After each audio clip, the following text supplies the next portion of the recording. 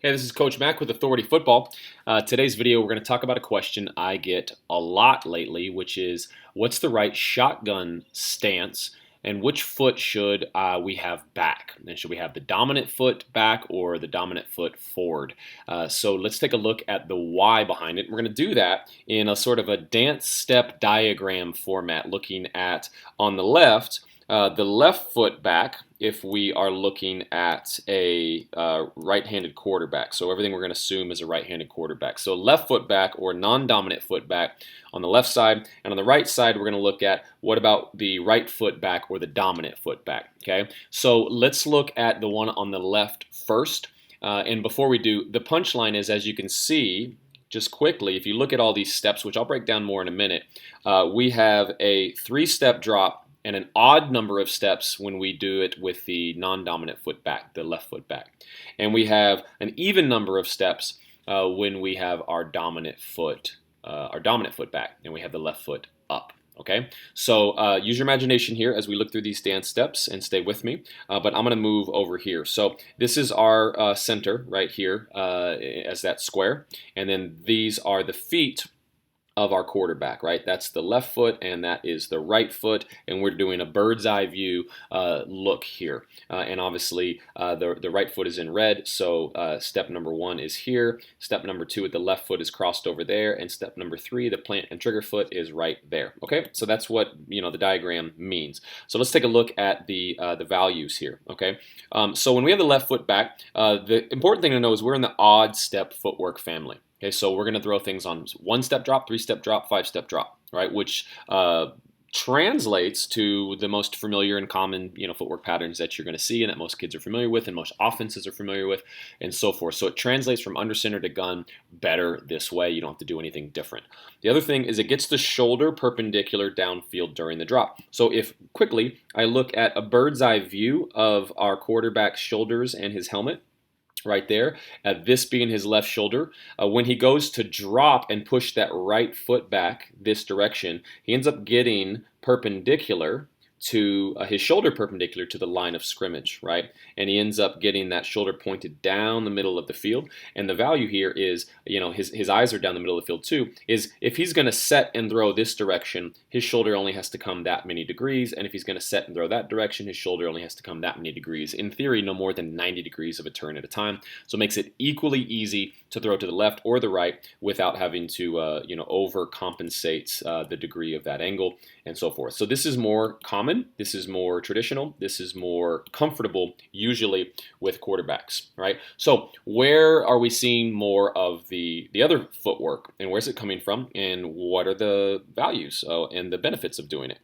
So as we look over here, and we've got the right foot back or the dominant foot back. Again, we're only talking about right-handers, so flip it if you're a lefty.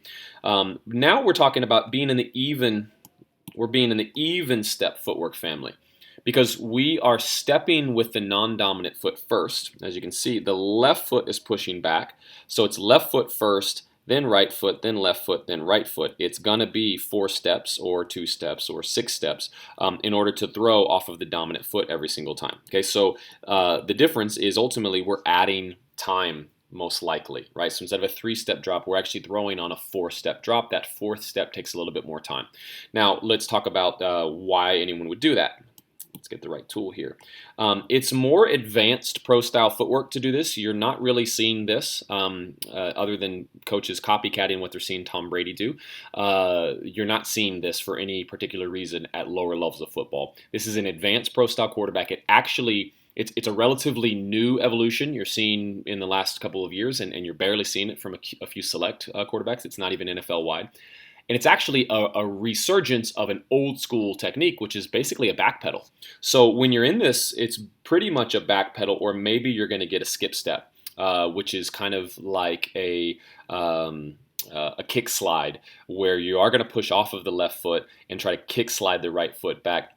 But there's not a real advantage to doing it that way, and it's not real natural or comfortable for most quarterbacks. And it's adding unnecessary complexity and brain energy that a quarterback has to worry about when you could just do something that he's more comfortable with, if I were to make a recommendation. But usually it's not going to have a crossover, and you're going to be in more of this back pedal. And the benefit theoretically is it keeps the chest open to the whole field, and theoretically it helps with visibility. So you're not turning your shoulder, and there's no sort of blind side to the back side. You're seeing everything. Again, hence that sort of back pedal approach from older school footwork that you see in the 70s and 80s, and even afterward, and then a resurgence of that. The difference is it makes it harder to throw balls to the dominant side flat, because if I'm a righty and I'm backpedaling, my left shoulder is to the left sideline. And when I want to throw anything to the right, I've got to bring that thing more than 90 degrees around, in some cases almost 180 degrees to throw to the right. And it's very severe, and most quarterbacks don't have the technical discipline to set their feet in the right way to bring that shoulder around to do it. So they really, really struggle on anything to the right in that case. And there's evidence of some rookie pro quarterbacks who learn this, who have trouble making that transition and throwing as accurately to one side or the other because of that. So my recommendation is throw this. If you're teaching youth quarterbacks or young quarterbacks, high school quarterbacks, even college quarterbacks, this is the left side, right? The left foot back is going to be simpler, more comfortable for them. It's going to translate into your offenses more easily and so forth. So that would be my recommendation. The gotcha over here on the right is this takes more time. That's a little clock, sort of. It takes more time, and which is what the pro quarterback wants, is they want more time because they're running more option routes, so we need time to see them break open, and they're working against man coverage and need a little bit more time to see things break open and so forth. It's less about timing and more about leverage and wins and those windows of opening, and that extra time gives them a little bit more time for those things to happen, including getting off press coverage and so forth. So the point is it's coordinated with what's happening in the routes so that the timing is the right timing, because this on the left might actually not be ready yet. The route may not be mature on step 3, whereas step 4, that extra couple tenths of a second, is letting the routes bake fully to do what they need to be able to do against a more sophisticated defense.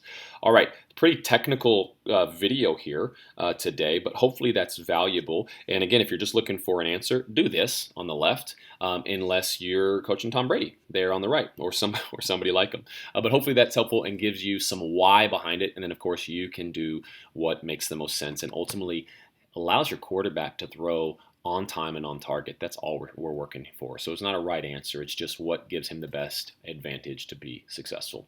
This is Coach Mac with Authority Football. Hope that's valuable. Keep leading, keep scoring, and we'll talk to you soon. Thanks.